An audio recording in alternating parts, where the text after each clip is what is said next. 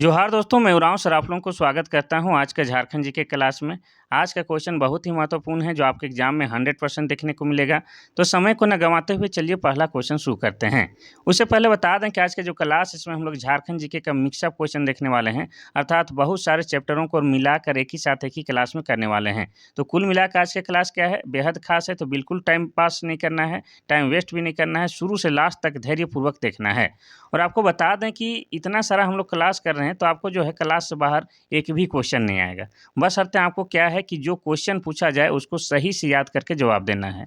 अगर आपको जो है क्वेश्चन देखने के बाद सवाल याद नहीं आता है तो पढ़ने का कोई मतलब नहीं है। इसीलिए हम कहते हैं कि जो चैप्टर आपको हार्ड लगता है, जैसे रचना और रचनाकार वाला चैप्टर आपको हार्ड लगता है, जो आंदोलन हुआ था उसका ईस्वी सन ये सब हार्ड लगता है, तो उसको आप लोग क्या कीजिए, लिख लिख के पढ़िए। लिख लिख के पढ़िएगा तो इतना अच्छी तरह से याद हो जाएगा कि यकीन मानिए कि उसको आप लोग चाह के भी नहीं भूल पाइएगा।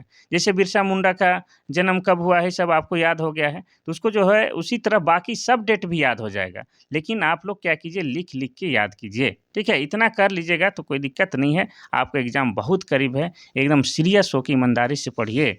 बहुत कम मौका मिलता है झारखंड में, इस बात को एकदम ध्यान में रखते हुए पढ़िए। तो चलिए शुरू करते हैं आज का पहला क्वेश्चन। पहला क्वेश्चन कहता है कि उलगुलान आंदोलन कब हुआ था। पहला 1895, दूसरा 1855, तीसरा 1914, चौथा 1908। इसका सही आंसर हो जाएगा आपका ऑप्शन नंबर ए 1895। तो सबसे पहले हम लोग जानेंगे कि उलगुलान का संबंध किससे है। तो इसका संबंध जो है किससे है, आपका बिरसा मुंडा के साथ है। किसके साथ है, बिरसा मुंडा के साथ है। और बिरसा मुंडा के द्वारा जो शुरू किया गया था आंदोलन उसको बिरसा आंदोलन कहते हैं और उसी को उलगुलान कहा जाता है। अब उलगुलान का मतलब क्या होता है, तो महान हलचल। क्या होता है, महान हलचल या महान विद्रोह होता है उलगुलान का मतलब, ये याद रखना है। और ये जो उलगुलान का काल है ये कब से कब तक माना जाता है, तो 1895 से लेके बिरसा मुंडा की मृत्यु तक, यानी कि 1900 ईस्वी तक के काल को उलगुलान का काल माना जाता है। ठीक है, अब यहाँ पर जो है बिरसा मुंडा के बारे में जिक्र आया है तो उनसे संबंधित जो है हम लोग डिटेल में देखेंगे। तो बिरसा मुंडा जिनका जन्म कब हुआ है, तो 15 नवंबर। ठीक है, 15 नवंबर 1875 को जो है बृहस्पतिवार के दिन बिरसा मुंडा को जन्म हुआ था। ठीक है, कहाँ पर हुआ था, तो वर्तमान में जो आपका खूंटी जिला है, उस समय खूंटी जिला नहीं था लेकिन वर्तमान में जो खूंटी जिला है वहाँ का उली हातू गाँव में हुआ है। ठीक है, उली हातू गाँव में हुआ है। इनके पिता का नाम क्या है, तो इनके पिता का नाम सुगना मुंडा। क्या है, सुगना मुंडा। और माता का नाम क्या है, तो माता का नाम कर्मी है। इतना आपको याद रखना है। साथ ही आपको क्या याद रखना है कि इनके जो सेनापति थे, इनके सेनापति के नाम क्या है, इनके सेनापति के नाम गया मुंडा है। ठीक है, साथ ही आपको याद क्या रखना है कि इनके जो धार्मिक गुरु हैं उनका नाम क्या है, तो धार्मिक गुरु का नाम आनंद पांडे है। क्या नाम है, आनंद पांडे, ये याद रखना है। साथ ही आपको बता दें कि अंग्रेजों के द्वारा जो है बिरसा मुंडा पर 500 रुपये का इनाम रखा गया था। कितना, 500 रुपये का इनाम रखा गया था कि जो बिरसा मुंडा को पकड़वाएगा उसको 500 रुपया इनाम दिया जाएगा। साथ ही आपको बता दें कि डोम्बारी बुरु का संबंध किससे है, तो डोम्बारी बुरु का संबंध आपका बिरसा मुंडा से है। इसके अलावा आपको क्या याद रखना है कि बिरसा मुंडा को लोग प्यार से धरती आबा बोलते थे। क्या बोलते थे, धरती आबा बोलते थे। धरती आबा मतलब क्या होता है, जगत पिता होता है। इसके अलावा आपको क्या याद रखना है कि बिरसा मुंडा की मृत्यु कब हुई है, तो 9 जून, 9 जून 1900 ईस्वी को बिरसा मुंडा की मृत्यु हुई है। कहाँ पर हुई है, तो रांची के सेंट्रल जेल में। ठीक है, रांची के सेंट्रल जेल में इनकी मृत्यु हुई है। मृत्यु के कारण सरकारी दस्तावेज के अनुसार हैजा बताया गया था, लेकिन सच्चाई क्या है कि अंग्रेजों के टॉर्चर के कारण इनकी मृत्यु हुई थी। ठीक है, इनका समाधि स्थल कहाँ है, तो समाधि स्थल रांची में ही है। रांची में जो आपका लालपुर चौक है, लालपुर चौक से कोकर चौक की ओर जाते हैं तो बीच में जो है आपका क्या है, डिस्टिलरी पुल है। क्या है, डिस्टिलरी पुल है, उसी के किनारे आपका क्या है, बिरसा मुंडा का समाधि स्थल बना हुआ है। तो आपका हो जाएगा ऑप्शन नंबर ए, उलगुलान का संबंध 1895 से है। चलिए बाकी का थोड़ा सा जिक्र करेंगे। जैसे 1855-56 में क्या हुआ था, 1855-56 में आपका संथाल विद्रोह हुआ था। क्या हुआ था, संथाल विद्रोह हुआ था। 1914 में आपका क्या हुआ था, टाना भगत आंदोलन हुआ था। क्या हुआ था, टाना भगत आंदोलन हुआ था। 1908 में क्या हुआ था, आपका CNT एक्ट पारित हुआ था। ये भी आपको याद रखना है। चलिए आगे बढ़ते हैं हम लोग क्वेश्चन नंबर 2 की ओर। क्वेश्चन नंबर 2 कहता है कि झारखंड में चावल अनुसंधान केंद्र कहाँ स्थित है। पहला है रांची, दूसरा है रामगढ़, तीसरा है लोहरदगा, चौथा है हजारीबाग। इसका सही आंसर हो जाएगा आपका option number D, Hazaribagh. Jharkhand में चावल अनुसंधान केंद्र हजारीबाग में है और इसकी स्थापना कब हुई है, तो इसकी स्थापना 1980 ईस्वी में हुई है। ये क्लियर हो गया। अब हम लोग हजारीबाग के बारे में डिटेल में जानते हैं। तो हजारीबाग को क्या कहा जाता है? तो हजारीबाग को हजार बागों का शहर कहा जाता है और ये जिला बना है आपका 1833 ईस्वी में। हजारीबाग में एक पद्मा नाम का जगह है या किला है, इसमें जो है वर्तमान समय में सैनिक प्रशिक्षण दिया जाता है। साथ ही हजारीबाग में एक सूर्य जलकुंड है, जो कि झारखंड का सबसे अधिक गर्म लगने वाला जलकुंड है, जिसकी तापमान कितना है? तो उसकी तापमान 88 डिग्री सेल्सियस है। और ऐसी मान्यता है कि यहाँ पर जो है अगर आप स्नान करते हैं तो आपको जो है त्वचा संबंधी सारा रोग दूर हो जाता है। इसके अलावा हजारीबाग के बारे में आपको यह याद रखना है कि बिरहोर जनजाति के सबसे अधिक निवास स्थल कहाँ है? तो आपका हजारीबाग जिला में है। ठीक है, इतना आपको याद रखना होगा हजारीबाग के बारे में। अब बाकी की बात करेंगे तो रांची मेरी जान झारखंड की राजधानी है, यह 1899 में जिला बना है। रामगढ़ क्षेत्रफल की दृष्टि से सबसे छोटा जिला है, यह 2007 में जिला बना है। आपका लोहरदगा लोहा वाला गढ़ जो है आपका कब जिला बना है? 1983 में जिला बना है। चलिए आगे बढ़ते हैं हम लोग क्वेश्चन नंबर 3 की ओर। क्वेश्चन नंबर 3 कहता है कि कोल विद्रोह कब हुआ था? पहला है 1830-31, दूसरा है 1831-32, यहाँ पर 31-32 कीजिएगा, और तीसरा है 1832-33, चौथा है इनमें से कोई नहीं। तो इसका सही आंसर क्या हो जाएगा? तो इसका सही आंसर हो जाएगा आपका ऑप्शन नंबर बी 1831-32 में। कोल विद्रोह की बात किया जाए तो ये हुआ था आपका 1831-32 में। इसके नेतृत्वकर्ता कौन थे? तो इसके नेतृत्वकर्ता बुधू भगत थे। कौन थे? आपके बुधू भगत थे। और बुधू भगत जो है आपका उरांव समुदाय से आते हैं, ये आपको याद रखना है। ठीक है, यहाँ पर जो है आपको क्या पूछ सकता है कि बुधू भगत का जन्म कहाँ हुआ था? तो अगर जिला की बात करेंगे तो रांची जिला में जन्म हुआ था। अगर प्रखंड की बात करेंगे तो चान्हो प्रखंड में जन्म हुआ था। अगर गांव की बात की जाए तो किस गांव में जन्म हुआ था? तो गांव हो जाएगा आपका सिलागाय में जन्म हुआ था। कहाँ? तो सिलागाय में उनका जन्म हुआ था। कब हुआ था? तो 1792 ईस्वी में हुआ था। तो आपका जो है कोल विद्रोह 1831-32 यानी कि बी में हुआ था, ये आपको याद रखना है। चलिए आगे बढ़ते हैं हम लोग क्वेश्चन नंबर 4 की ओर। क्वेश्चन नंबर 4 कहता है कि खरवार आंदोलन आदिवासी आंदोलन के नायक कौन थे? पहला है शिबू सोरेन, दूसरा है जयपाल सिंह, तीसरा है भागीरथ मांझी, चौथा इनमें से कोई नहीं। तो इसका सही आंसर क्या हो जाएगा? तो इसका सही आंसर हो जाएगा आपका option number C Bhagirath Manjhi. ठीक है, तो खरवार आंदोलन जो हुआ था कब हुआ था? आपका 1874 ईस्वी में हुआ था। और इसके नेतृत्वकर्ता कौन थे? तो आपके भागीरथ मांझी थे। इतना आपको याद रखना है। ठीक है, ये क्लियर हो गया। अब बाकी का हम लोग थोड़ा सा चर्चा कर लेते हैं। शिबू सोरेन ने जो है 1970 में, कब? 1970 में सोनोत संथाल की स्थापना की थी। किसकी? तो सोनोत समाज की या सोनोत संथाल की स्थापना की थी। और 4 फरवरी 1973 को जो है जेएमएम यानी कि झारखंड मुक्ति मोर्चा के जो संस्थापक टीम थे उसमें शामिल थे कौन? आपके शिबू सोरेन। इतना आपको याद रखना है। साथ ही आपको क्या याद रखना है कि शिबू सोरेन जो है इन्हें लोग प्यार से गुरुजी बोलते हैं। क्या बोलते हैं? गुरुजी बोलते हैं। साथ ही शिबू सोरेन को लोग प्यार से क्या बोलते हैं? दिसोम गुरु भी बोलते हैं। क्या बोलते हैं? दिसोम गुरु भी बोला जाता है। शिबू सोरेन का जन्म कब हुआ है? तो शिबू सोरेन का जन्म हुआ है आपका 11 जनवरी। ठीक है, 11 जनवरी 1944 में शिबू सोरेन का जन्म हुआ है। कहाँ हुआ है? तो वर्तमान में जो आपका रामगढ़ जिला में। ठीक है, रामगढ़ जिला में इनका जन्म हुआ है। रामगढ़ जिला के नेमरा गांव में। इतना आपको याद रखना है। अब इनकी मृत्यु या तो निधन कब हुई है? तो शिबू सोरेन की मृत्यु हुई है 4 अगस्त। ठीक है, 4 अगस्त आपका 2025 को हुआ है। दिल्ली में हुआ है, वे अस्पताल में एडमिट थे, वहीं हुआ है। अब शिबू सोरेन के बारे में इतना इसलिए बताया क्योंकि ये शिबू सोरेन का जो है इसी वर्ष निधन हुआ है और वह झारखंड के महान व्यक्तित्व हैं, तो उनके बारे में क्वेश्चन 100% पूछेगा। जयपाल सिंह मुंडा की बात करेंगे तो जयपाल सिंह मुंडा को लोग प्यार से क्या बोलते थे? मारंग गोमके। क्या बोलते थे? मारंग गोमके। और मारंग गोमके का मतलब क्या होता है? महान नेता होता है। ये भी आपको याद रखना है। चलिए, जयपाल सिंह मुंडा के बारे में अगर आगे क्वेश्चन में फिर से आएगा नाम तो उसके बारे में डिटेल में बताएंगे। चलिए आगे बढ़ते हैं हम लोग क्वेश्चन नंबर 4 की ओर। अच्छा, आ गया जयपाल सिंह मुंडा के बारे में फिर से। 5वां क्वेश्चन कहता है कि झारखंड पार्टी का गठन जयपाल सिंह के द्वारा कब किया गया था? पहला 1949, दूसरा है 1950, तीसरा है 1951, चौथा है 1952। तो इसका सही आंसर क्या हो जाएगा? तो इसका सही आंसर हो जाएगा आपका ऑप्शन नंबर बी 1952 में। झारखंड पार्टी की स्थापना जयपाल सिंह मुंडा के द्वारा 1950 में किया गया था। ठीक है, और इसके आपको बता दें कि 1950 में ये पार्टी बनता है और 1952 में, ठीक है, 1952 में बिहार में चुनाव होता है। कहाँ पर? तो बिहार में चुनाव होता है। उसमें जो है इन्होंने जो है यानी कि ये झारखंड पार्टी जो है 33 सीट जीत हासिल की थी। कितना? तो 33 सीट जीत हासिल की थी और विपक्ष का पार्टी बन गया था। ठीक है, कितने साल में ही?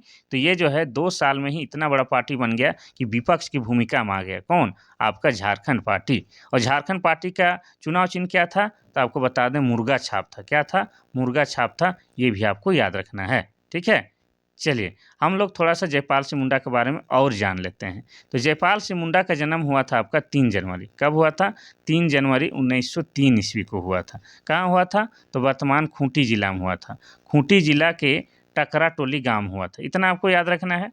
अब इनकी मृत्यु की बात किया जाए तो इनका मृत्यु कब हुआ है? तो इनका मृत्यु हुआ है आपका 20 मार्च। 20 मार्च 1970 में इनकी मृत्यु हुई है। और मृत्यु का कारण क्या बताया गया है? तो ब्रेन हेमरेज बताया गया है। ये भी आपको याद रखना है। साथ ही आपको बता दें जयपाल सिंह मुंडा के बारे में एक और तथ्य है कि 1928 में जो है आपका कहाँ एम्स्टर्डम में हॉकी का ओलंपिक हो रहा था। क्या हो रहा था? एम्स्टर्डम में हॉकी का ओलंपिक हो रहा था। उस समय भारतीय हॉकी टीम के जो कैप्टन कौन थे? आपके जयपाल सिंह मुंडा थे। और उन्होंने जो है भारत को उस समय क्या दिलाया था? गोल्ड मेडल दिलाया था। और ओलंपिक में गोल्ड भारत ने पहली बार 1928 में पाया था और हॉकी के थ्रू पाया था। यानी कि ओलंपिक में पहला गोल्ड दिलाने वाला व्यक्ति आपके कौन है? जयपाल सिंह मुंडा ही है 1928 का एम्स्टर्डम का हॉकी ओलंपिक में। ये भी आपको जो है याद रखना है। चलिए आगे बढ़ते हैं हम लोग क्वेश्चन नंबर 6 की ओर। क्वेश्चन नंबर 6 कहता है कि फूलो झानो का संबंध किस विद्रोह से है? पहला है कोल विद्रोह, दूसरा है संथाल विद्रोह, तीसरा है मुंडा विद्रोह, चौथा है टाना भगत आंदोलन। तो इसका सही आंसर हो जाएगा आपका ऑप्शन नंबर बी, संथाल विद्रोह से। फूलो झानो का संबंध संथाल विद्रोह से है। अब संथाल विद्रोह के बारे में आपको थोड़ा-सा हम डिटेल में बताएँगे, आपको जो है धैर्य से सुनना होगा, ठीक है? तो संथाल विद्रोह आपका हुआ था 1855-56 में। कब हुआ है? 1855-56 में। कहाँ से शुरुआत इसकी हुई थी? तो हुई थी भोगनाडीह से। कहाँ से हुई थी इसकी शुरुआत? भोगनाडीह से हुई थी। और तारीख कब था? तो तारीख था 30 जून। इतना आपको याद रखना है। और इस संथाल विद्रोह को ही क्या कहा जाता है? तो इस संथाल विद्रोह को ही कहा जाता है आपका हूल आंदोलन। क्या कहा जाता है? हूल आंदोलन। हूल आंदोलन क्यों कहा जाता है? क्योंकि संथाल विद्रोही जो थे, वो अपना जोश जुनून जगाए रखने के लिए बीच-बीच में हुल, हुल का आवाज़ लगाते थे। साथ ही हुल का मतलब क्या होता है? हुल का मतलब क्रांति होता है। ये भी आपको याद रखना है। और आप बता दें कि ये जो संथाल विद्रोह है, इसके नेतृत्वकर्ता 4 भाई थे। आपके सिद्धू, कान्हू, चाँद, भैरव और फूलो झानो। 4 भाई और 2 बहन फूलो झानो, ये 6 लोगों ने जो है इस संथाल विद्रोह का नेतृत्व किया था। ठीक है? अब इसकी शुरुआत कब की गई थी? तो 30 जून को की गई थी। इसलिए प्रत्येक साल जो है झारखंड में जो है 30 जून को क्या मनाया जाता है? तो हूल दिवस मनाया जाता है। और हूल दिवस के दिन जो है झारखंड में सरकारी अवकाश की व्यवस्था है। इतना आपको याद रखना है। ये कहाँ शुरू हुई थी? भोगनाडीह से शुरू हुई थी। ये आपको याद रखना है। कोल विद्रोह की बात की जाए तो ये हुआ था आपका 1831-32 में। बता चुके हैं बुद्धू भगत के नेतृत्व में। मुंडा विद्रोह की बात की जाए तो ये 1895 अभी ही हम लोग देखें बिरसा मुंडा के नेतृत्व में। टाना भगत की बात किया जाए तो टाना भगत आंदोलन 1914 में हुआ था। किसके नेतृत्व में? तो जतरा भगत के नेतृत्व में। चलिए आगे बढ़ते हैं हम लोग क्वेश्चन नंबर 7 की ओर। क्वेश्चन नंबर 7 कहता है कि रघुनाथ महतो के नेतृत्व में कौन सा विद्रोह हुआ था? पहला है चेरो विद्रोह, दूसरा है ढाल विद्रोह, तीसरा है संथाल विद्रोह, चौथा है चुआड़ विद्रोह। तो इसका सही आंसर हो जाएगा आपका ऑप्शन नंबर डी, चुआड़ विद्रोह। रघुनाथ महतो के नेतृत्व में चुआड़ विद्रोह हुआ था। और चुआड़ विद्रोह कब हुआ था? तो ये हुआ था 1769 में। कब हुआ था? तो 1769 ईस्वी में हुआ था। और ये वही रघुनाथ महतो है जिन्होंने प्रसिद्ध नारा दिया था, कौन सा? अपना गांव अपना राज, दूर भगाओ विदेशी राज। अपना गांव अपना राज, दूर भगाओ विदेशी राज का नारा देने वाला व्यक्ति रघुनाथ महतो है। और रघुनाथ महतो ने ही क्या है? चुआड़ विद्रोह का नेतृत्व 1769 ईस्वी में किया था। तारीख बढ़िया से नहीं दिख रहा, और लिख देते हैं 1769। चलिए आगे बढ़ते हैं। मेरा हैंड राइटिंग थोड़ा सा खराब है, कोई बात नहीं। क्वेश्चन नंबर 8 कहता है कि टिस्को कंपनी को कोयला की प्राप्ति कहाँ से होती है? पहला है झरिया, दूसरा है रामगढ़, तीसरा है लातेहार, चौथा है दुमका। इसका सही आंसर क्या हो जाएगा? इसका सही आंसर हो जाएगा आपका ऑप्शन नंबर ए, झरिया से। तो टिस्को कंपनी के बारे में बाद में बात करेंगे, पहले झरिया के बारे में बात करेंगे। तो झरिया जो है किसके लिए फेमस है? तो कोयला के लिए फेमस है। तो टिस्को कंपनी को कोयला झरिया से प्राप्त होता है। और झरिया कहाँ है? तो झरिया आपका धनबाद जिला में है। ठीक है, धनबाद जिला में है। और धनबाद जिला कब बना है? तो धनबाद जिला बना है 1956 में। धनबाद को क्या कहते हैं? धनबाद को कोयला नगरी कहते हैं या भारत की कोयला की राजधानी कहते हैं, ये आपको याद रखना है। धनबाद में ही आपका क्या है? वासेपुर नाम का शहर है और वासेपुर शहर पर आधारित बॉलीवुड में एक पिक्चर बना है, गैंग ऑफ वासेपुर। ये इतना आपको कम से कम याद रखना है। तो झरिया जो है आपका किसके लिए फेमस है? कोयला के लिए फेमस है और झरिया से ही आपका कोयला मिलता है टिस्को कंपनी का। अब टिस्को कंपनी के बारे में हम लोग बात करेंगे तो टिस्को कंपनी, ठीक है, टिस्को कंपनी की स्थापना कब हुई है? तो ये हुई है 1907 ईस्वी में। इसकी स्थापना किसने की है? तो जमशेदजी नसरवानजी टाटा ने की है। कहाँ पर की है? तो जमशेदपुर में की है। कहाँ पर की है? जमशेदपुर में की है, ठीक है। और उन्हीं के नाम पर जो है आज इस शहर को जमशेदपुर शहर कहा जाता है या टाटा नगर भी कहा जाता है। ये कंपनी जिस जगह पर लगी है उस जगह को क्या कहते हैं? उस जगह को साकची कहते थे, लेकिन आज वो पूरा शहर जमशेदपुर बन गया है, ये आपको याद रखना है। तो यही जो टिस्को कंपनी है जिसके लिए कोयला को प्राप्ति या सप्लाई झरिया से किया जाता है, ठीक है। चलिए इतना आपको याद रखना है। रामगढ़ की बात करेंगे तो ये 2007 में ज़िला बना है, लातेहार 2001 में ज़िला बना है और दुमका ये 1855-56 में, ठीक है, 1855-56 में ये ज़िला बना है। अगर 55 है तो भी मैसेज कीजिए और 56 है तो भी इसको बताइएगा आप लोग, ठीक है। चलिए क्वेश्चन नंबर 9 कहता है कि सिंदरी उर्वरक संयंत्र की स्थापना किस पंचवर्षीय योजना के दौरान की गई थी? पहला है प्रथम पंचवर्षीय योजना, दूसरा है द्वितीय पंचवर्षीय योजना, तीसरा है तृतीय पंचवर्षीय योजना, चौथा है चतुर्थ पंचवर्षीय योजना। तो इसका सही आंसर हो जाएगा आपका ऑप्शन नंबर 1। प्रथम पंचवर्षीय योजना के समय जो है सिंदरी उर्वरक संयंत्र की स्थापना किया गया था। अब प्रथम पंचवर्षीय योजना कह रहे हैं तो कब किया गया था? तो ये किया गया था आपका 1951 में। 1951 में आपका क्या है? सिंदरी उर्वरक संयंत्र की स्थापना की गई थी। कहाँ पर किया गया था? तो धनबाद में किया गया था। धनबाद में ही एक जगह है कौन सा? सिंदरी। सिंदरी में है आपका क्या है? उर्वरक संयंत्र की स्थापना किया गया है। और कब किया गया है? तो प्रथम पंचवर्षीय योजना के तहत किया गया है, ठीक है। इतना आपको याद रखना है, ज़्यादा कुछ याद नहीं रखना है। चलिए आगे बढ़ते हैं हम लोग क्वेश्चन नंबर 10 की ओर। क्वेश्चन नंबर 10 कहता है कि झारखंड का वह कौन सा स्थान है जहां देश का सबसे बड़ा विस्फोटक कारखाना है? पहला घाटशिला, दूसरा बगड़ू, तीसरा गोमिया, चौथा है जादूगोड़ा। तो इसका सही आंसर क्या हो जाएगा? इसका सही आंसर हो जाएगा आपका option number C, Gomia. Gomia में क्या है? आपका विस्फोटक कारखाना है, यानी कि बारूद कहाँ से मिलता है? आपका गोमिया से मिलता है, इतना आपको याद रखना है। और गोमिया कहाँ है? तो गोमिया आपको बोकारो जिला में है। कहाँ पर है? बोकारो जिला में गोमिया है और गोमिया में आपका क्या है? विस्फोटक कारखाना है। अब बोकारो की बात करेंगे तो बोकारो जिला कब बना है? तो ये 1991 में बना है, इतना आपको याद रखना है। चलिए, तो ये जो है आपका गोमिया जो है विस्फोटक कारखाना के लिए फेमस है। घाटशिला की बात करेंगे तो घाटशिला जो है झारखंड में तांबा के लिए फेमस है। और ये जो घाटशिला है आपका कहाँ है? तो घाटशिला आपका पूर्वी सिंहभूम जिला में है। और पूर्वी सिंहभूम जिला बना है कब? तो 1990 में बना है। ये क्लियर हो गया। अब यहाँ पर हम लोग देखेंगे बगड़ू। बगड़ू जो है आपका क्या है? बॉक्साइट के लिए फेमस है। किसके लिए? तो बॉक्साइट के लिए फेमस है। और ये बगड़ू नामक जो स्थान या पहाड़ कहाँ है? तो ये आपका लोहरदगा जिला में। कहाँ है? लोहरदगा जिला में है। और लोहरदगा जिला कब बना है? तो 1983 में बना है, ये आपको याद रखना है, ठीक है। अब इसकी बात करेंगे जादूगोड़ा। तो जादूगोड़ा किसके लिए फेमस है? तो यूरेनियम के लिए फेमस है। किसके लिए? यूरेनियम के फेमस है। और जादूगोड़ा कहाँ है? तो ये आपका पूर्वी सिंहभूम जिले में है। और पूर्वी सिंहभूम जिला कब बना है? तो 1990 में बना है। ये सब आपको याद रखना है। चलिए 10 का सही उत्तर तो हो जाएगा आपका ऑप्शन नंबर सी, गोमिया विस्फोटक का कारखाना बोकारो। क्वेश्चन नंबर 11 कहता है कि जैन धर्मावलंबियों का प्रसिद्ध तीर्थ स्थल किस जिले में है? पहला है गिरिडीह, दूसरा है हजारीबाग, तीसरा है धनबाद, चौथा है बोकारो। तो इसका सही आंसर हो जाएगा आपका ऑप्शन नंबर ए, गिरिडीह जिला में, ठीक है। गिरिडीह जिला में जो है एक क्या है? आपका पारसनाथ की पहाड़ी है। क्या है? पारसनाथ की पहाड़ी है। इसी को कहा जाता है जैन धर्मावलंबियों का तीर्थ स्थल कहा जाता है, ठीक है। और इस पारसनाथ का ही दूसरा नाम क्या है? इसी का दूसरा नाम क्या है? समेत शिखर है। क्या है? समेत शिखर है, ठीक है। इतना क्लियर हो गया। और ये जो पारसनाथ जो है ये क्या है? झारखंड की सबसे ऊंची पर्वत श्रृंखला है, ठीक है। अब सबसे ऊंची कह रहे हैं तो कितना ऊंची है? तो मीटर में नापिएगा तो हो जाएगा 1365 मीटर। और इसी को अगर फीट में नापिएगा तो कितना हो जाएगा? 4478 फीट। ये फीट में होगा और मीटर में कितना हो जाएगा? 1365 मीटर। अब इसके बारे में बताते हैं कि इसको जो है जैन धर्मावलंबियों का तीर्थ स्थल क्यों कहा जाता है। तो आपको बता दें कि जैन धर्मावलंबियों के टोटल 24 तीर्थंकर हुए। कितना? 24 तीर्थंकर। उनमें से 20 तीर्थंकरों का जो है निर्वाण प्राप्त यहीं पर हुआ है, यानी कि इसी पार्श्वनाथ की पहाड़ी पर हुआ है।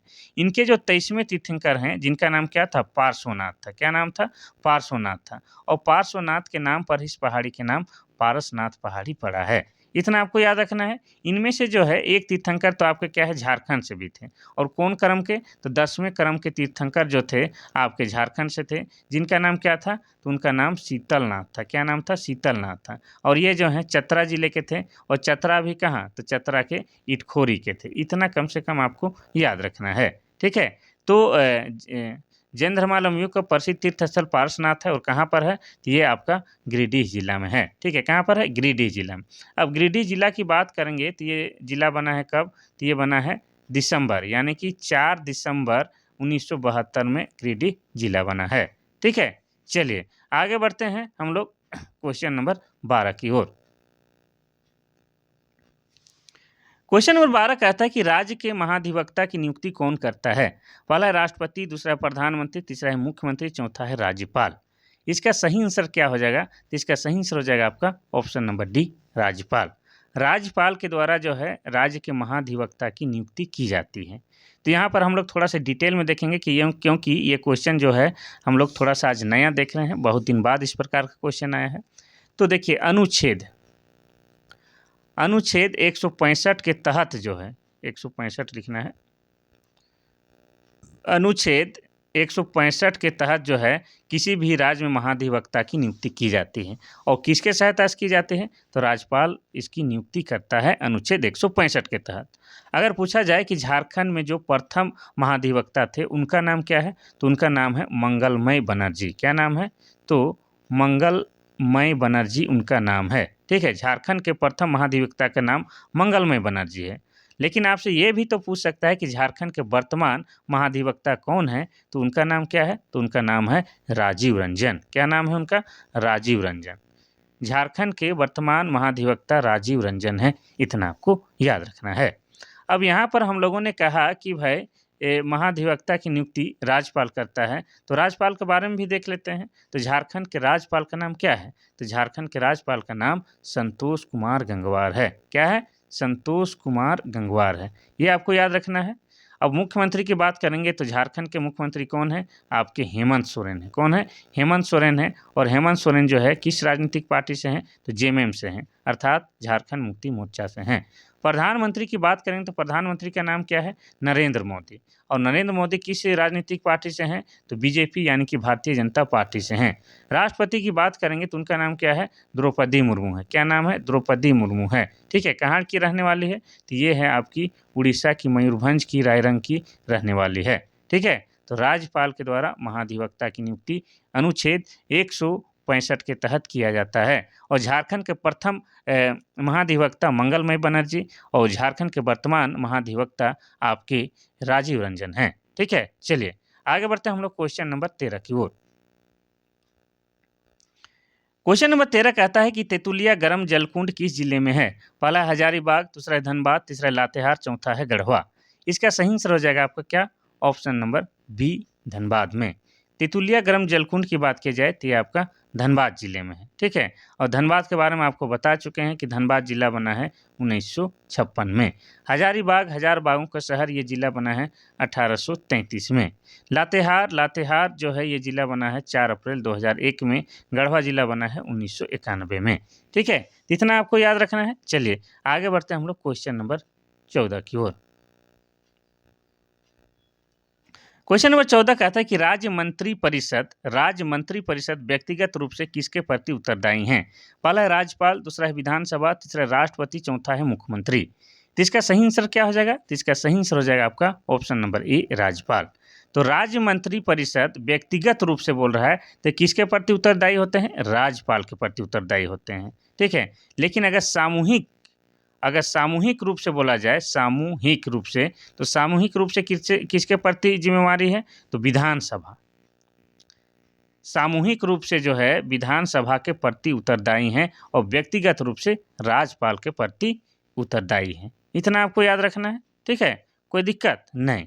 तो ये सब क्वेश्चन जो है इम्पोर्टेंट है, इसीलिए हम थोड़ा सा आराम से बता रहे हैं। देखिए फिर से इम्पोर्टेंट क्वेश्चन आ गया कि झारखंड विधानसभा में एक सदस्य नामित किया जाता, यहाँ पर है की जगह में था कर दीजिए, तब सही क्वेश्चन लगेगा। पहला है मुस्लिम समुदाय से, दूसरा है ईसाई समुदाय से, तीसरा है एंग्लो इंडियन समुदाय, चौथा है पारसी समुदाय से। तो ये क्वेश्चन जो है थोड़ा सा ओल्ड टाइप का है लेकिन ज़रूरी है, था बोले तो ये तो बहुत इंपॉर्टेंट क्वेश्चन बन गया। तो इसका सही आंसर हो जाएगा option number C, Anglo Indian समुदाय। तो आप सभी जानते हैं कि झारखंड के विधानसभा में जो है वर्तमान में 81 सीट है। पहले और एक हुआ करता था मनोनीत वाला, एक जो होता था एक्स्ट्रा वो क्या है आपका मनोनीत होता था राज्यपाल के द्वारा, और कुल मिला के कितना हो जाता था 82 हो जाता था। तो ये जो एक मनोनीत वाला जो सदस्य होता था वो कौन है आपका एंग्लो इंडियन समुदाय से होता था, ठीक है। और एंग्लो इंडियन किसे कहा जाता है, तो एंग्लो इंडियन हम बता चुके हैं कि अंग्रेज यानी कि इंग्लैंड का व्यक्ति और भारतीय महिला जब दोनों शादी करते हैं तो उसके जो सपुत्र या पुत्री होते हैं उसी को क्या कहा जाता है, एंग्लो इंडियन कहा जाता है, ठीक है। तो एंग्लो इंडियन के लिए एक सीट जो है विधानसभा में मनोनीत या तो रिजर्व रहता था, जिसको जो है अभी वर्तमान में हटा दिया गया है। 104वां संविधान संशोधन के माध्यम से हटा दिया गया है, तभी जो है विधानसभा में किसी भी एंग्लो इंडियन व्यक्ति को जो है नामित नहीं किया जाता है। ये पहले का क्वेश्चन है तो इसीलिए हो जाएगा आपका एंग्लो इंडियन समुदाय, ठीक है, कोई दिक्कत नहीं। एंग्लो इंडियन इसको सही कर लीजिएगा, ठीक है। चलिए अब विधानसभा का जिक्र आया तो हल्का सा बता ही देते हैं। तो झारखंड में वर्तमान विधानसभा सीट कितना है, 81 है। 81 में भी आपको बता दें किस तरह से बंटवारा है। तो एसटी के लिए 28 सीट आरक्षित है, और एसी के लिए कितना, तो एसी के लिए 9, और सामान्य वर्ग यानी कि जनरल वर्ग के लिए कितना है, तो 44 है। तो 81 विधानसभा सीटों का बंटवारा कुछ इस तरह से है, ये आपको याद रखना है। चलिए आगे बढ़ते हैं हम लोग क्वेश्चन नंबर 16 की ओर। क्वेश्चन नंबर 16 कहता है कि तत्तापानी गर्म जलकुंड किस जिले में स्थित है।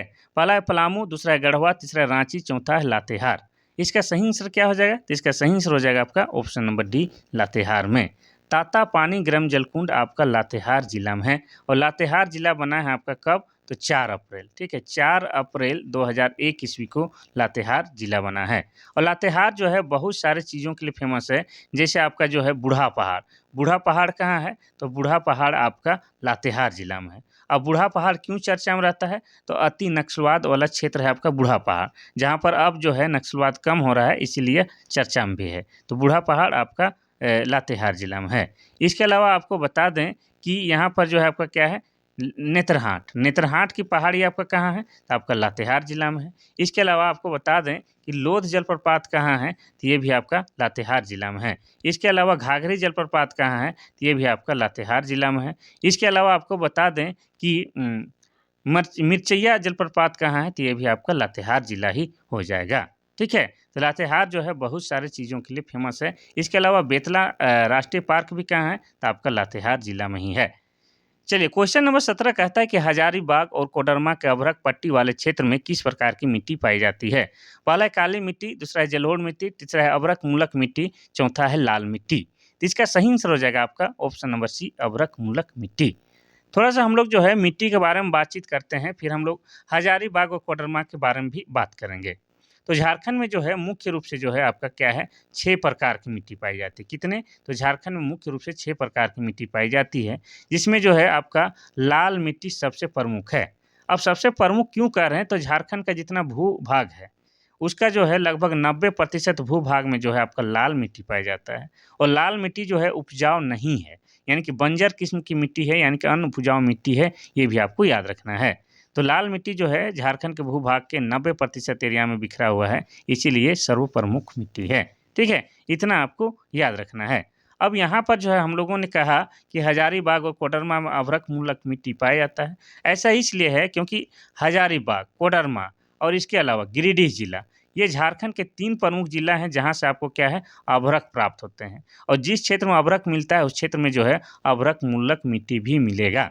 और अभ्रक मूलक मिट्टी का पहचान क्या है कि यह जो होता है हल्का गुलाबी होता है, हल्का गुलाबी होता है और हल्का चमकीला भी होता है, ये आपको याद रखना है, ठीक है। तो गिरिडीह, हजारीबाग और कोडरमा जो है आपका क्या है, अभ्रक के लिए जाने जाते हैं, ये भी आपको याद रखना है, ठीक है। चलिए आगे बढ़ते हैं हम लोग। अच्छा, काली मिट्टी के बारे में आपको बता दें कि काली मिट्टी जो है झारखंड का जो है राजमहल क्षेत्र में पाया जाता है। क्या है? झारखंड के राजमहल क्षेत्र में पाया जाता है। अगर जिला की नाम ले तो साहेबगंज जिला के अंतर्गत पाया जाता है। ठीक है, साहेबगंज जिला के अंतर्गत। और काली मिट्टी में जो है आपका क्या है, कपास की खेती सबसे ज़्यादा होती है। चलिए आगे बढ़ते हैं। एक ही क्वेश्चन में लटके नहीं रहना है। क्वेश्चन नंबर 18 कहता है कि उच्च न्यायालय के न्यायाधीशों को प्रति माह कितना वेतन मिलता है? पहला है 80,000 रुपया, दूसरा है 2,25,000 रुपया, तीसरा है 90,000 रुपया और चौथा है 1,00,000 रुपया। इसका सही आंसर क्या होगा? तो इसका सही आंसर हो जाएगा ऑप्शन का कोडिंग, तो हो जाएगा ऑप्शन नंबर बी 2,25,000। ठीक है, तो उच्च न्यायालय के न्यायाधीशों को जो है प्रति माह 2,25,000 रुपया वेतन मिलता है। ठीक है, इतना आपको याद रखना है। अब हम लोग ये जानना चाहिएंगे कि झारखंड के उच्च न्यायालय के बारे में थोड़ा सा चर्चा करेंगे, तभी तो आगे बढ़ेंगे। तो झारखंड उच्च न्यायालय के प्रथम न्यायाधीश कौन था? तो झारखंड उच्च न्यायालय के प्रथम न्यायाधीश की बात करेंगे तो क्या नाम है उनका? उनका नाम था विनोद कुमार गुप्ता। क्या नाम था? विनोद कुमार गुप्ता। ठीक है, विनोद कुमार गुप्ता झारखंड के प्रथम मुख्य न्यायाधीश थे। ये आप लोग लिख लीजिए, जगह कम होता है तो मिटाते हैं। लेकिन आपको ये भी तो जानना है कि झारखंड के वर्तमान मुख्य न्यायाधीश कौन है? झारखंड के वर्तमान मुख्य न्यायाधीश का नाम क्या है? तो उनका नाम है तरलोक सिंह चौहान। क्या नाम है? तो अच्छा, तरलोक सिंह चौहान नाम है, उनका नाम है तरलोक सिंह चौहान। ठीक है, चलिए, ये झारखंड के वर्तमान मुख्य न्यायाधीश हैं। इतना आपको याद रखना है। चलिए, इनको वेतन कितना मिलता है? 2,25,000 रुपया। अब थोड़ा सा हम लोग बात करेंगे उच्च न्यायालय। तो झारखंड उच्च न्यायालय की यानी कि हाईकोर्ट की स्थापना कब हुई है? तो 15 नवंबर 2000 ईस्वी को, जिस दिन झारखंड की स्थापना हुई थी उसी दिन झारखंड उच्च न्यायालय की स्थापना हुआ है। और ये क्रम में कितना था? तो 21वां था। लेकिन वर्तमान में जो है पूरे भारत में जो है आपका 25 उच्च न्यायालय है। और 25वां उच्च न्यायालय का नाम क्या है? अमरावती है। क्या नाम है 25वां उच्च न्यायालय का नाम? अमरावती है। लेकिन झारखंड जो है 21वां क्रम का है।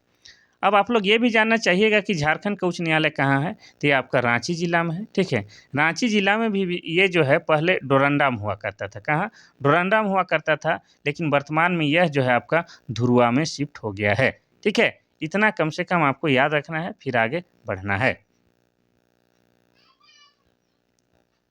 क्वेश्चन नंबर 19 कहता है कि दक्षिणी छोटा नागपुर प्रमंडल का मुख्यालय कहाँ है? पहला है हजारीबाग, दूसरा है पलामू, तीसरा है रांची, चौथा है दुमका। इसका सही आंसर हो जाएगा आपका ऑप्शन नंबर ए, दक्षिणी छोटा नागपुर प्रमंडल बोल रहा है। क्या बोल रहा है? दक्षिणी छोटा नागपुर। ठीक है, तो हो जाएगा ऑप्शन नंबर सी, रांची जिला। ठीक है, अब आपको बताएंगे कि जब झारखंड हमारा बना था, झारखंड कब बना था? हमारा झारखंड बना है 15 नवंबर 2000 ईस्वी को हमारा झारखंड जो है बिहार राज्य से अलग करके बनाया जाता है। बिहार राज्य से 46% भूभाग काट करके अलग झारखंड राज्य का निर्माण करते हैं। उस समय जो है झारखंड में कितने? 4 प्रमंडल हुआ करते थे। कितने? 4 प्रमंडल हुआ करते थे। बाद में एक प्रमंडल का निर्माण हुआ। और किस प्रमंडल का निर्माण हुआ? तो उस प्रमंडल का नाम था कोल्हान प्रमंडल। क्या? कोल्हान प्रमंडल बाद में निर्माण हुआ है। अब झारखंड में जो है वर्तमान में 5 प्रमंडल है। इन पांचों प्रमंडल के नाम और मुख्यालय बताते हैं। तो एक हो जाएगा आपका उत्तरी छोटा नागपुर प्रमंडल। क्या हो जाएगा? उत्तरी छोटा नागपुर प्रमंडल, जिसका मुख्यालय हो जाएगा आपका हजारीबाग। क्या हो जाएगा? हजारीबाग। और एक हो जाएगा आपका दक्षिणी छोटा नागपुर प्रमंडल, जिसका मुख्यालय हो जाएगा आपका रांची। ठीक है, दूसरा हो जाएगा दक्षिणी छोटा नागपुर प्रमंडल, जिसका मुख्यालय रांची। और तीसरा क्या हो जाएगा? तीसरा हो जाएगा आपका पलामू प्रमंडल, जिसका मुख्यालय मेदिनीनगर। क्या हो जाएगा? मेदिनीनगर। चौथा हो जाएगा आपका संथाल परगना प्रमंडल, जिसका मुख्यालय दुमका हो जाएगा। और पांचवा क्या हो जाएगा? कोल्हान प्रमंडल, जिसका मुख्यालय चाईबासा हो जाएगा। तो इस तरह से जो है झारखंड में वर्तमान में 5 प्रमंडल हैं। चलिए आगे बढ़ते हैं हम लोग क्वेश्चन नंबर 20 की ओर। क्वेश्चन नंबर 20 कहता है कि दुआरी ग्राम जलकुंड किस जिले में स्थित है? पहला है हजारीबाग, दूसरा है धनबाद, तीसरा है चतरा, चौथा है लोहरदगा। तो इसका सही आंसर क्या हो जाएगा? दुआरी ग्राम जलकुंड, ये हो जाएगा ऑप्शन नंबर सी, चतरा जिला में है। कहाँ पर है? चतरा जिला में। अब चतरा जिला की बात करेंगे तो यह बना है 1991 में। कब बना है? चतरा जिला 1991 में बना है। और चतरा जिला को कहते हैं क्या? तो छोटा नागपुर का प्रवेश द्वार। क्या बोलते हैं? तो छोटा नागपुर का प्रवेश द्वार बोलते हैं। ठीक है, और चतरा जो है आपका लोकसभा में, किसमें? तो लोकसभा में जो है सबसे छोटा संसदीय क्षेत्र क्या है? लोकसभा में सबसे छोटा संसदीय क्षेत्र आपका चतरा है। इतना आपको याद रखना है। और चतरा में ही आपका क्या है? इटखोरी नामक जगह है। क्या है? इटखोरी नामक जगह है। और इटखोरी नामक जगह में ही आपका क्या है? माँ भद्रकाली का मंदिर है। तो इतना आपको चतरा के बारे में याद रखना ही होगा। और चतरा में ही आपका क्या है? तो चतरा में आपका दुआरी ग्राम जलकुंड है। चलिए आगे बढ़ते हैं हम लोग क्वेश्चन नंबर 21 की ओर। क्वेश्चन नंबर 21 कहता है कि संथाली भाषा को संविधान का 8वीं अनुसूची में कब शामिल किया गया है? पहला है 2004, दूसरा है 2003, तीसरा है 2002, चौथा है 2001। तो इसका सही आंसर हो जाएगा आपका ऑप्शन नंबर बी 2003 में। संथाली भाषा को संविधान का 8वीं अनुसूची में 2003 में शामिल किया गया है। अब संथाली भाषा जो है इसको लिखने के लिए जो है आपका क्या है? ओल चिकी लिपि का आविष्कार ओल लिखी चिपी का प्रयोग होता है। किसका? ओल चिकी लिपि का ज़रूरत पड़ता है संथाली भाषा को लिखने के लिए। और इसका आविष्कार हुआ है 1941 ईस्वी में। कब हुआ है? 1941 ईस्वी में हुआ है। और आपको बता दें कि इसके आविष्कार करने वाला व्यक्ति का नाम क्या है? रघुनाथ मुर्मू है। क्या नाम है? रघुनाथ मुर्मू के द्वारा ओल चिकी लिपि का आविष्कार 1941 ईस्वी में किया गया है। अब संथाली भाषा की ही बात किया जाए तो संथाली भाषा बोलते कौन है? तो संथाली भाषा बोलने वाले व्यक्ति का नाम क्या है? संथाल जनजाति। क्या नाम है? संथाल जनजाति। और संथाल जनजाति जो है झारखंड की जनसंख्या की दृष्टि से सबसे बड़ी जनजाति है। ठीक है। और पूरे भारत में बात किया जाए तो पूरे भारत में तीसरी सबसे बड़ी जनजाति आपकी संथाल जनजाति है। अब तीसरी बोल रहे हैं तो पूरे भारत में सबसे बड़ी जनजाति कौन है? तो आपका भील। भील सबसे पहले नंबर में है। और दूसरे नंबर में आपका गोंड है। और तीसरे में कौन है? तो तीसरे में आपका संथाल जनजाति है। ये भी आपको याद रखना है। ठीक है। तो संथाल जनजाति के जो है 8वीं अनुसूची में आपका 2003 में शामिल किया गया है। और 8वीं अनुसूची में पूरे भारत से मात्र 22 भाषा को शामिल किया गया है। उनमें से एक आपका संथाली भाषा है जो कि झारखंड का ट्राइबल लैंग्वेज है। चलिए आप बढ़ते हैं हम लोग क्वेश्चन नंबर 22 की ओर। क्वेश्चन नंबर 22 कहता है कि मुख्यमंत्री ग्राम सेतु योजना की शुरुआत कब की गई थी? पहला है 2004, दूसरा है 2003, तीसरा है 2001, चौथा है 2000 ईस्वी। इसका सही आंसर क्या हो जाएगा? तो इसका सही आंसर हो जाएगा आपका ऑप्शन नंबर सी 2001 में। ठीक है। कब किया गया था? तो 2001 में। अब इस मुख्यमंत्री ग्राम सेतु योजना का उद्देश्य क्या था? तो आपको बता दें कि ग्रामीण कनेक्टिविटी को बेहतर बनाना इसका उद्देश्य था। और इसकी शुरुआत 2001 में की गई थी। चलिए आगे बढ़ते हैं हम लोग क्वेश्चन नंबर 23 की ओर। क्वेश्चन नंबर 23 कहता है कि झारखंड के किस जिले में गौतम बुद्ध वन्य जीव अभयारण्य है? पहला है लातेहार, दूसरा है हजारीबाग, तीसरा कोडरमा, चौथा है रांची। इसका सही आंसर क्या हो जाएगा? तो इसका सही आंसर हो जाएगा आपका option number C Koderma. Koderma जिले में आपका क्या है? गौतम बुद्ध वन्य जीव अभयारण्य है। ये आपको याद रखना है। अब कोडरमा की बात करेंगे तो कोडरमा जो है इसको हम लोग क्या कहते हैं? भारत की अभ्रक की राजधानी। क्या बोलते हैं? भारत की अभ्रक की राजधानी। क्योंकि कोडरमा में जो है आपका बहुतायत मात्रा में अभ्रक पाया जाता है। और ऐसी वैसी नहीं, उच्च कोटि की। कैसी? तो उच्च कोटि की अभ्रक पाया जाता है। अब उच्च कोटि का अभ्रक होने के कारण इसको हम लोग क्या बोलते हैं? इसको हम लोग रूबी के नाम से जानते हैं। क्या कहते हैं? रूबी के नाम से जानते हैं। किसको? आपका कोडरमा में पाए जाने वाला अभ्रक को। ठीक है। और कोडरमा क्या कहते हैं? भारत का अभ्रक की राजधानी कहते हैं। इतना आपको याद रखना है। चलिए आगे बढ़ते हैं हम लोग क्वेश्चन नंबर 24 की ओर। क्वेश्चन नंबर 24 कहता है कि उच्च न्यायालय के न्यायाधीश की सेवानिवृत्ति की उम्र सीमा क्या है? सेवानिवृत्ति मतलब होता है रिटायर्ड। रिटायर्ड की उम्र सीमा क्या है? पहला है 50, दूसरा है 60, तीसरा है 62, चौथा है 65। इसमें भी आपको थोड़ा सा ध्यान देने की आवश्यकता है। इसको भी हम थोड़ा सा डिटेल में बताएंगे। तो उच्च न्यायालय यानी कि हाईकोर्ट की बात बोल रहा है। तो हाईकोर्ट का न्यायाधीश का जो है रिटायर कब होता है? तो उसका रिटायर हो जाता है आपका ऑप्शन नंबर सी 62 वर्ष की आयु में। ठीक है। कितना? 62 वर्ष की आयु में। अगर आपको बोलता कि उच्चतम, ठीक है, उच्चतम यानी कि सुप्रीम कोर्ट, ठीक है, उच्चतम न्यायालय के न्यायाधीशों की सेवानिवृत्ति आयु क्या है? तो हो जाता है आपका 65 वर्ष। कितना? 65 वर्ष। लेकिन यहाँ पर उच्च न्यायालय बोला है तो उच्च न्यायालय कितना? 62। और उच्चतम न्यायालय के कितना? तो उच्चतम न्यायालय का 65 होगा। ठीक है। इतना आपको याद रखना है। यही हम कहना चाहते थे।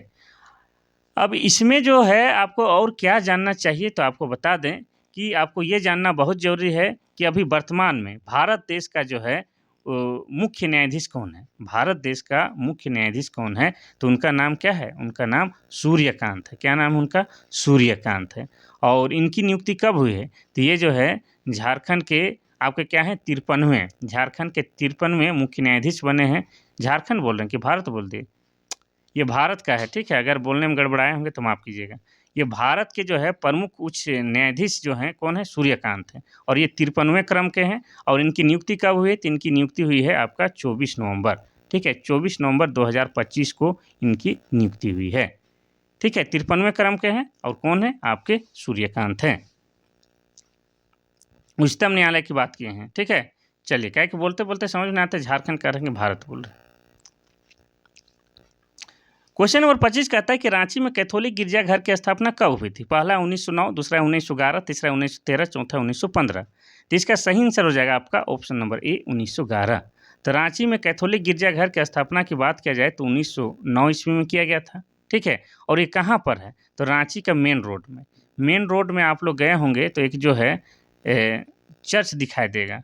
गोसनर वाला जो रास्ता तरफ बढ़िएगा तो इधर जो है क्या है? एक चर्च दिखाई देता है, उसको हम लोग क्या बोलते हैं? कैथोलिक गिरजाघर बोलते हैं, ठीक है। और रांची की पहली कैथोलिक चर्च है, क्या है? रांची की पहली कैथोलिक चर्च आपका यही वाला है, जिसकी स्थापना 1909 ईस्वी में किया गया है। लेकिन जो है यहाँ पर चर्च की बात हो रहा है, ईसाइयों की बात हो रहा है, तो उससे संबंधित क्वेश्चन और क्या बन सकते हैं तो आपको बता दें। सबसे पहले आपसे ये भी पूछा जा सकता है कि झारखंड में जो है ईसाइयों का आगमन कब हुआ? झारखंड में ईसाइयों का आगमन कब हुआ? तो हुआ है आपका 2 नवंबर, ठीक है। 2 नवंबर 1845 को सबसे पहले झारखंड में ईसाइयों का आगमन हुआ था। इससे पहले वे नहीं थे। आगमन कब हुआ है? 2 नवंबर 1845 को। और ये भी आपको पूछ सकता है कि झारखंड में सबसे पहले किस ईसाइयों का यानी किस मिशनरियों का आगमन हुआ? तो गोसनर मिशन का, ठीक है। गोसनर मिशन का यहाँ पर सबसे पहले आगमन होता है, ठीक है। किसका? गोसनर। और ये जो है कहाँ के रहने वाले थे? जर्मनी के रहने वाले थे। और कितने व्यक्ति सबसे पहले आए थे? 4 व्यक्ति आए थे। और किस रूप में आए थे? तो धर्म प्रचारक के रूप में आए थे। और इस गोसनर मिशन को ही क्या कहा जाता है? जीएल। क्या कहा जाता है? जीएल मिशन कहा जाता है, ठीक है। तो इतना कम से कम आपको याद रखना है। चलिए आगे बढ़ते हैं हम लोग क्वेश्चन नंबर 26 की ओर। क्वेश्चन नंबर 26 कहता है कि सफाहोड़ आंदोलन किस आदिवासी समुदाय से संबंधित है? पहला है उरांव, दूसरा है मुंडा, तीसरा संथाल, चौथा है हो। तो इसका सही आंसर हो जाएगा आपका ऑप्शन नंबर सी संथाल जनजाति से। सफाहोड़ आंदोलन का संबंध संथाल जनजाति से है और संथाल जनजाति झारखंड की सबसे बड़ी जनजाति है जनसंख्या की दृष्टि से। और उरांव जो है झारखंड की दूसरी सबसे बड़ी जनजाति है जनसंख्या की दृष्टि से। और मुंडा जो है तीसरी सबसे बड़ी जनजाति है जनसंख्या की दृष्टि से। और हो जो है चौथी बड़ी जनजाति है जनसंख्या की दृष्टि से। इतना आपको याद रखना है, ठीक है। अब इनका जो है सबका जो भाषा को एक एक बार बता देते हैं, फिर आगे बढ़ते हैं। उरांव के द्वारा कौन सी भाषा बोली जाती है? कुड़ुख भाषा बोली जाती है। और कुड़ुख भाषा को लिखने के लिए जो है आपका क्या है? तोलोंग सिक्की लिपि का प्रयोग किया जाता है। मुंडा के द्वारा जो है आपका क्या है? मुंडारी भाषा बोली जाती है। और मुंडारी भाषा जो है आपका क्या है? ऑस्ट्रो एशियाटिक भाषा परिवार से आती है। संथाल जनजाति के द्वारा संथाली भाषा बोली जाती है और इसको लिखने के लिए जो है आपको ओल चिकी लिपि का प्रयोग किया जाता है। हो के द्वारा कौन सा भाषा बोली जाती है? हो भाषा बोली जाती है। और इनकी कौन सी लिपि है? तो शायद थोड़ा सा दिमाग भूल रहा है, लेकिन वारंग चित्ती होगा, ठीक है। वारंग चित्ती।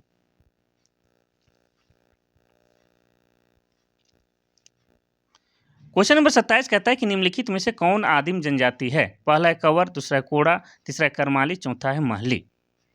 तो इसका तो सही आंसर हो जाएगा आपका ऑप्शन नंबर ए कंवर हो जाएगा। आपको बता दें कि 2011 के जनगणना के अनुसार झारखंड में 32 जनजाति पाई जाती है। उन्हीं में से 8 क्या है? आदिम जनजाति। उन्हीं में से अलग से नहीं, उन्हीं में से 8 क्या है? आदिम जनजाति। और 8 आदिम जनजाति में से एक आपका कंवर है। और ये तीनों के तीनों क्या है? जनजाति है, लेकिन आदिम जनजाति नहीं है, ठीक है। तो झारखंड में जो 8 आदिम जनजाति है और उनमें से एक आपका कंवर है। इतना आपको याद रखना है। चलिए आगे बढ़ते हैं हम लोग, फटाफट लेट नहीं करते हैं क्वेश्चन नंबर 28 की ओर। क्वेश्चन नंबर 28 कहता है कि एंडी और ओपोर तिपी नाम से प्रचलित विवाह किस आदिवासी समुदाय से संबंधित है? पहला है हो, दूसरा है मुंडा, तीसरा है खड़िया, चौथा है बिरजिया। तो इसका सही आंसर क्या हो जाएगा? तो इसका सही आंसर हो जाएगा आपका ऑप्शन नंबर ए हो जनजाति में, ठीक है। हो जनजाति में जो है एंडी और ओपर तिपी क्या है? विवाह का एक रूप है, ठीक है। तो विवाह एक एंडी प्रकार का होता है, एक ओपर तिपी, ये क्या है? विवाह है हो जनजाति में। अब हो जनजाति क्या है? झारखंड की जो है चौथी बड़ी जनजाति है। क्या है? जनसंख्या की दृष्टि से चौथी बड़ी जनजाति है। और इनकी जो है एक अलग भाषा है जिसको हम लोग हो भाषा के नाम से भी जानते हैं, ठीक है। चलिए आगे बढ़ते हैं। आगे बढ़ने से पहले इसको बताते हैं खड़िया जनजाति। तो झारखंड में जो है सबसे ज़्यादा अगर ईसाईकरण किस जनजाति का हुआ है तो हो जाएगा क्या, आपका खड़िया जनजाति। खड़िया जनजाति का जो है झारखंड में सबसे अधिक ईसाईकरण हुआ है, ये भी आपको जानना है। और बिरजा क्या है, तो बिरजा जो है झारखंड में जो 8 आदिम जनजाति पाई जाती है उन्हीं में से एक आपका क्या है, ब्रिजिया। और बिरजा का पारंपरिक पेशा क्या है, लोहा गलाना। अब देखते हैं हम लोग क्वेश्चन नंबर 29। क्वेश्चन नंबर 29 कहता है कि शासक पूरनमल के द्वारा कौन सा मंदिर का निर्माण करवाया गया है। पहला है जगन्नाथ मंदिर, दूसरा है बैद्यनाथ धाम, तीसरा है रजरप्पा मंदिर, चौथा है भद्रकाली मंदिर। तो इसका सही आंसर हो जाएगा आपका option number B, Baidyanath Dham.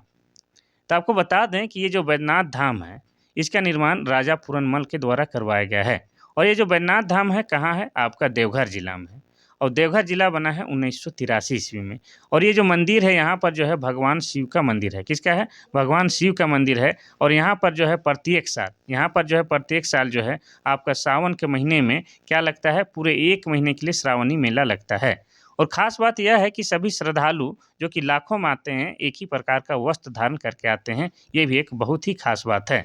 साथ ही आपको बता दें कि ये जो बाबा बैद्यनाथ धाम है ये इसके बारे में कहा जाता है, पुराणों में क्या लिखा गया है, पुराणों में कहा गया है कि यहाँ पर जो है अंतिम संस्कार करना सबसे उपयुक्त जगह है। अंतिम संस्कार, अब अंतिम संस्कार करना क्यों उचित है, तो इसके पीछे एक दंत कथा प्रचलित है।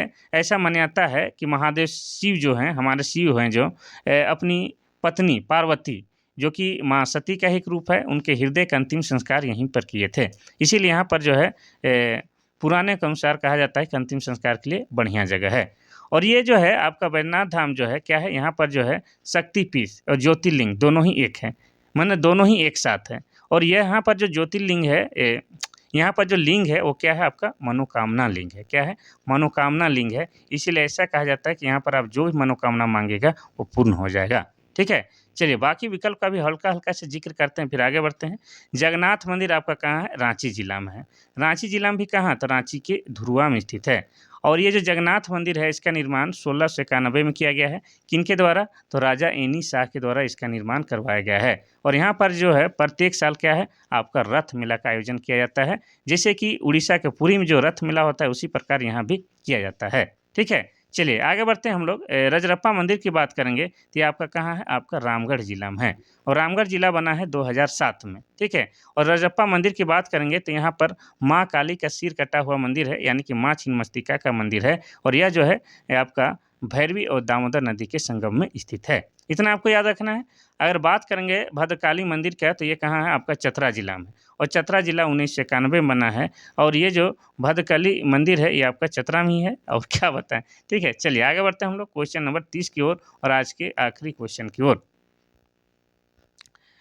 क्वेश्चन नंबर 30 कहता है कि महुआ टांड अभ्यारण्य झारखंड के किस जिला में स्थित है। पहला है पलामू, दूसरा है गढ़वा, तीसरा है गुमला, चौथा है लातेहार। तो इसका सही आंसर हो जाएगा आपका क्या, ऑप्शन नंबर डी, लातेहार जिला में। महुआ टांड अभ्यारण्य जो है आपका लातेहार जिला में है। और ये कब स्थापित किया गया है, ये कब बनाया गया है, तो ये बनाया गया है 1976 ईस्वी में। और ये जो महुआ टांड अभ्यारण्य जो है ये आपका भेड़िया के लिए फेमस है। किसके लिए, भेड़िया के लिए फेमस है। भेड़िया को हम लोग क्या कहते हैं गांव घर में, तो हम लोग हुंडरा बोलते हैं। तो हुंडरा के लिए फेमस अभ्यारण्य कौन है, आपका महुआ टांड अभ्यारण्य, ये लातेहार जिला में है। ठीक है, तो काफ़ी शिद्दत के साथ जो है आप लोग के लिए हम क्लास लेकर आए थे। और हमको पूरा उम्मीद है कि आपको जो है मेरा क्लास बहुत ही फ़ायदा पहुंचाएगा। तो आप लोग से बस एक ही उम्मीद है कि लाइक कीजिए जम के, और साथ में क्या कीजिए कि अपने दोस्तों को शेयर कर दीजिए। इतना ही कीजिए ताकि हर परिस्थिति में जो है हम आपके लिए क्लास लाते रहें और आप क्लास करते रहें और एक दिन सिलेक्शन लेके मौज काटिए। इतना तो करिए। ठीक है, तो आज के लिए बस इतना सा ही। कल फिर मिलते हैं, तब तक के लिए थैंक यू, धन्यवाद।